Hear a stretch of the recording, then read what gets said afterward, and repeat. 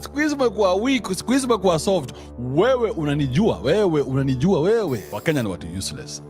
Bro, usiwahi respect Mkenya. Don't ever respect Kenyans. Kenyans are not good people. Respect the country. Don't respect the people in the country. There is a version of Andrew Kibe that most Kenyans have never met. Not the loud, unapologetic man who spent hours roasting celebrities. Not the YouTuber who tells men to avoid marriage. Not the internet personality whose opinions divide the country almost every single week. I'm talking about the man before all of that. Because, believe it or not, Andrew Kibe was not always the villain many people think he is today.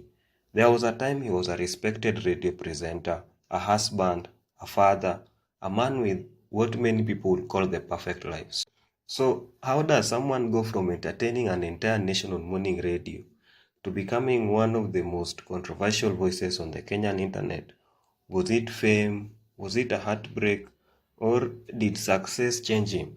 Or did life expose a version of Andrew Kibe that had always been there? Because when you start connecting the dots, the failed marriage, the career setbacks, the public feuds, and the rise of a man who built an empire out of controversy, you begin to realize this story is much bigger than YouTube.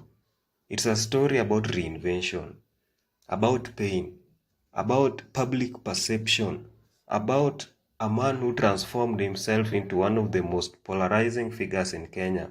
But here's the twist. Depending on who you ask, Andrew Kibe is either telling uncomfortable truth or he is a man whose past changed him forever. So today, we are going back to where it all began.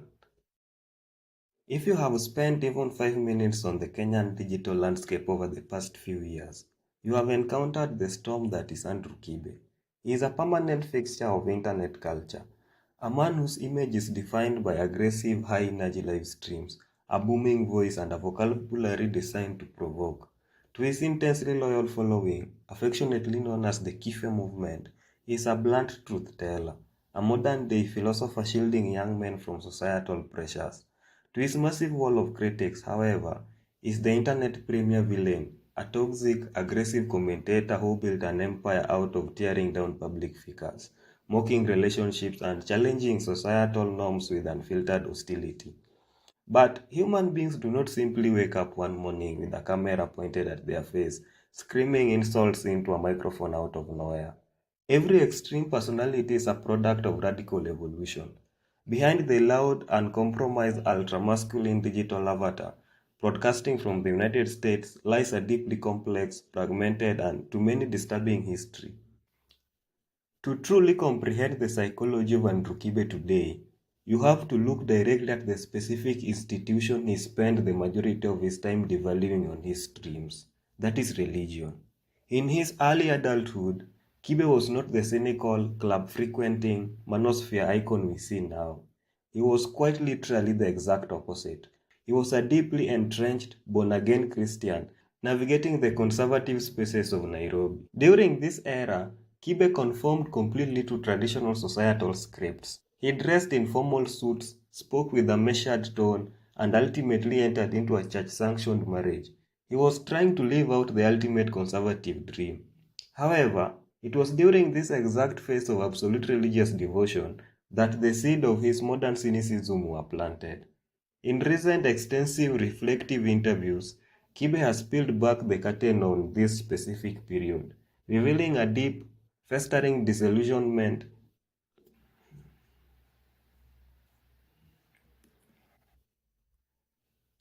In recent extensive reflective interviews, Kibe has peeled back the curtain on this specific period, revealing a deep, festering disillusionment. He admits that from his vantage point inside the leadership structure of the church, he began to witness what he felt was profound hypocrisy, structuring manipulation, and financial exploitation of the vulnerable. He did not just quietly step away from the pulpit.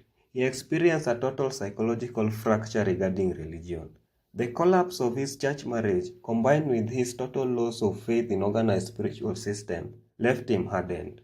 He walked away from the altar with a brand new, dark realization about human nature. People do not necessarily want to be saved. Instead, they want to be controlled, comforted, or entertained. He discovered that the same psychological levers used to command a congregation in a church could be flipped to command an audience on the internet. He merely traded his pulpit for a webcam. When Kibe left the church, he entered a prolonged period of professional and personal wilderness. He was a man without an identity, searching for a medium that could handle the raw, chaotic thoughts starting to form in his mind. Around 2016 and 2017, long before TikTok or modern podcast culture exploded in East Africa, Kibe found his canvas on Facebook. This is where the true internet archaeology begins. If you dig back into the deepest archives of Kenyan social media, you will find raw, low-resolution videos recorded on casual Nairobi rooftops. In these videos, Kibe was clean-shaven, often wearing simple clothes, standing against the Nairobi skyline, and talking directly into a smartphone camera. Even back then, the raw essence of his delivery was visible, but it lacked the polished performance we see today. He began to comment on everyday occurrences, Nairobi dating dynamics, the financial struggles of young men, and the unspoken transactional nature of modern relationships. He spoke with a stone-cold, unbothered hostility that was entirely fresh to a digital audience accustomed to heavily curated, overly polite social media influencers. These rooftop videos were experimental. Kibe was testing the boundaries of public tolerance. He noticed that whenever he posted an uplifting or standard motivational video, the engagement was minimal. But the moment he released a virulent, aggressive take targeting a specific behavior or calling out local socialites, the comment section erupted into absolute warfare. He was learning how to master the algorithmic power of outrage. He cultivated an archetype of a man who simply did not care about social validation or politeness. He positioned himself as an independent cultural arbiter, demonstrating that a single individual with a smartphone and a completely unfiltered mouth could command the attention of an entire city from a literal rooftop. It was not long before traditional corporate media noticed the massive digital waves this polarizing figure was creating. By 2018, the traditional media landscape in Kenya was facing a structural crisis. Young audiences were rapidly migrating away from traditional radio stations and moving towards digital streaming platforms. Corporate executives realized they needed something radical to disrupt the status quo. NRG Radio made the bold, highly risky decision to pluck Andrew Kibe from the unregulated wilderness of social media and place him behind a national microphone, pairing him with the charismatic Kamenigoro. This partnership was an instant cultural phenomenon. Kibe did not tone down his language for the corporate airwaves. Instead, he forced the airwaves to adapt to him. He brought his cold character and unflinching hostility straight into the morning commutes of millions of Kenyans. He systematically dismantled the unwritten rules of corporate media, introducing street slang and brutal relationship breakdowns that shocked conservative listeners while absolutely intoxicating the youth. The success of the show triggered a high-stake corporate talent war. Radio Africa Group aggressively headhunted the duo, moving them to Kiss 100, one of the most prominent morning radio slots in the country.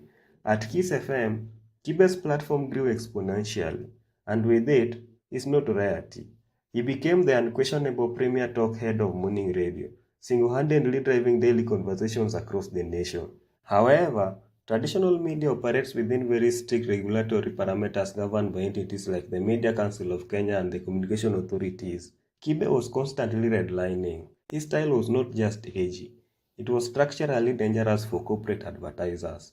He routinely body-shamed public figures, engaged in targeted on-air takedowns, and quoted public controversies like it was oxygen.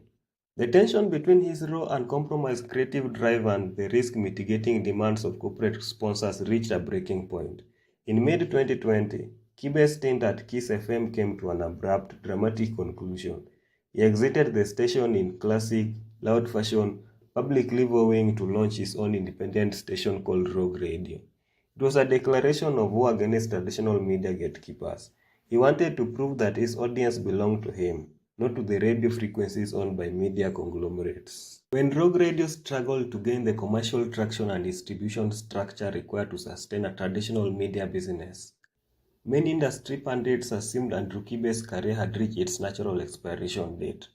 They believed that without the backing of a massive corporate media house, a controversial commentator would simply fade into cultural irrelevance. They completely miscalculated his adaptability. Realizing that the physical and corporate environment in Kenya was becoming too legally and structurally restrictive for his brand of content, Kibe made a radical geopolitical pivot.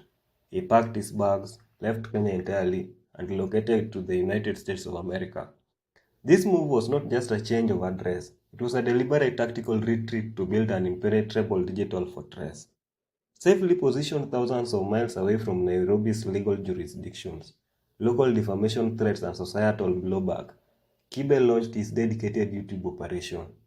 This was the era where his career truly solidified into a global manosphere icon. Operating from his American studio, free from the constraints of bosses, programming directors, or communications regulators, the digital beast was completely unleashed. He systematically tapped into a massive, growing global undercurrent, the frustration, economic alienation, and relationship anxieties of young African men. He positioned himself as the ultimate defender of the boy child, creating an incredibly tight-knit community.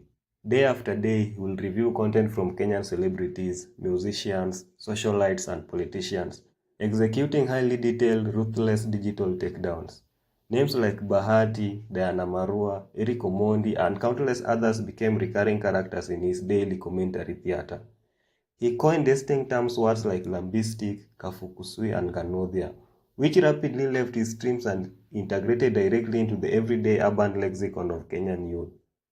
What made this YouTube brand particularly unique was its financial structure, because his content was highly controversial, aggressive, and frequently flagged for violation of standard corporate guidelines. Mainstream advertising brands will not touch him. He was entirely unsponsorable by traditional standards. Kibe turned this apparent weakness into his ultimate strength. He bypasses corporations entirely and built a 100% fan-funded ecosystem. His daily live streams were powered by direct M-Pesa tips, international PayPal donations, and YouTube super chats. His audience was not just watching a show, they were directly financing an anti-establishment movement. He was successfully proved that in the digital age, you do not need corporate approval if your community is fanatical enough to sustain your hustle directly. But when your entire business model relies on fighting everyone, eventually the infrastructure beneath you begins to shake. By late 2023, Andrew Kibe had built an immense digital footprint, pulling in millions of views monthly and commanding a massive army of subscribers across YouTube, TikTok, and Instagram. He appeared absolutely untouchable, an island of unregulated influence. Then, in September 2023, the hammer dropped with absolute finality. Following a wave of public outcries, coordinated reporting campaigns from his targets, and structural violation of community guidelines regarding harassment and cyberbullying, YouTube permanently terminated his main channel. Within a matter of hours, years of uploaded content, massive cultural archives, and his primary bridge to over 400,000 subscribers vanished into thin air. His main TikTok account and associated social platform was systematically deactivated shortly after that. For a modern digital content creator, an account termination of this scale is the absolute equivalent of a professional death sentence. It is the total erasure of digital real estate. The mainstream consensus was that Andrew Kibe had finally flown too close to the sun, and his career was definitively over. Yet, true to the survival instincts he developed during his time in the church wilderness and his post-radio exits, Kibe refused to fade away. Instead of issuing apologies or attempting to conform to platform rules, he doubled down on his rogue persona. He treated to an independent alternative subscription platform called Africa, attempting to migrate his massive audience into a completely closed, proprietary space where big tech algorithms and content moderators held no power. This phase marked his transition into true digital exile. He was no longer easily discoverable on the mainstream algorithms that drive casual internet viewership. To watch Kibe, you had to actively seek him out behind alternative digital walls. This shifted his operation from a massive public-facing pop culture commentary show into a highly concentrated, hyper-loyal underground subculture. This brings us directly to the contemporary landscape of 2026, and the narrative around Andrew Kibe has taken its most unexpected twist yet. Over the past several months, we have witnessed a profound, confusing shift in the execution of his brand, a shift that has left both his co-followers and his loudest critics deeply perplexed. The man who once built an impenetrable fortress by being proudly unsponsorable, radical, and completely outside the corporate matrix has begun playing an entirely different game, appearing as a video vixen character in a music video for a female rapper Diana Codes. To see the ironclad patriarch of manosphere The man who spent years lecturing young men never to compromise their posture or center women in their lives, willingly playing a secondary, submissive character role in a female artist's music video, felt like a total systemic glitch to his followers. Critics argue that the brand has fractured under the weight of digital exile, suggesting that the loss of mainstream YouTube ad revenue finally forced him to compromise his core values for commercial survival. And whether history remembers him as a revolutionary voice or one of Kenya's most controversial personalities, his impact on the country's digital culture is already impossible to erase. If you enjoyed this deep dive, let me know your thoughts in the comments. Do you think Andrew Kibe changed because of what he went through, or do you believe this was always who he was?